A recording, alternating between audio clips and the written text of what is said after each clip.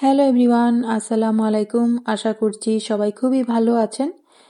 ফুলকপির সিজন চলছে আর এই ফুলকপি কিন্তু মাছ মাংস ছাড়া খুব সহজভাবে খুবই মজা করে রান্না করা যায়। তো আজকে আমি যে রেসিপিটা করব এটা খুবই সহজ আর খুবই মজার।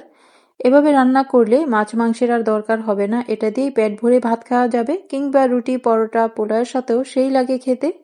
তো প্রথমে একটা ব্যাটার তৈরি করে নেব। নিয়েছি বেসন আধা কাপ, ১ চা চামচ করে হলুদ, মরিচ, লবণ আর পানি দিয়ে পাতলা একটা ব্যাটার করে নেব।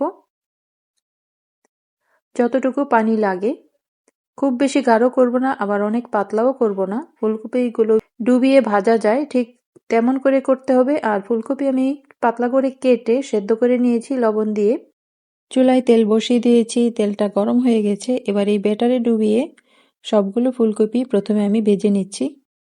ফুলকপি একভাবে পাকোড়া বানিয়েও খাওয়া যায়, এটাও কিন্তু খুবই মজা। তো আজকে আমি যেহেতু গ্রেভি করব, তাই প্রথমে আগে ভেজে নিচ্ছি। এভাবে ভেজে নিলে খেতে কিন্তু খুব বেশি টেস্ট হয়। তো ভাজা হয়ে গেছে, আমি এবার তেল থেকে তুলে নিচ্ছি। চুলায় কড়াই বসিয়ে দেব।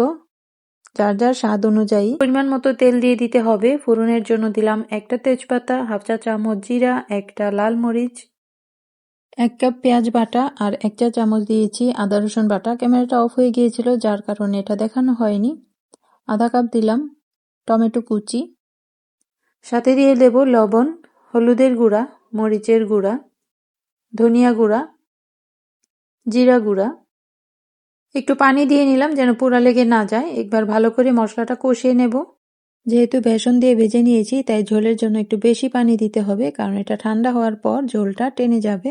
এবার ঢাকনা দিয়ে ঢেকে ভালো করে কয়েকটা বলক তুলে নেব। ফুলকপিটা দেওয়ার পর বেশিক্ষণ জাল করলে ফুলকপি গলে যাবে, তাই ভালো করে কয়েকটা বলক আসলে ফুলকপি দিয়ে দেব।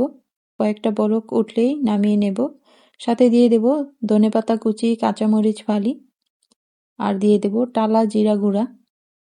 এবার চুলাটা অফ করে দেব। এটা ঠান্ডা হতে হতে ঝোলটা আরও টেনে যাবে। আর নামানোর আগে ১ চা চামচ ঘি দিয়ে নেবেন, তাহলে ফ্লেভারটাও ভালো হবে, খেতেও বেশ ভালো লাগবে। খুবই সহজ, খুবই মজার। এভাবে রান্না করে দেখবেন, যাকেই খাওয়াবেন চেটেপুটে খাবে। তো এরকম ঘরোয়া একেবারে সহজ সহজ রান্না দেখার জন্য চ্যানেলটি সাবস্ক্রাইব করে রাখতে পারেন। আবারও কথা হবে নতুন রেসিপির সাথে। ভালো থাকবেন। পুরো রেসিপিটা দেখার জন্য অসংখ্য ধন্যবাদ। আল্লাহ হাফেজ।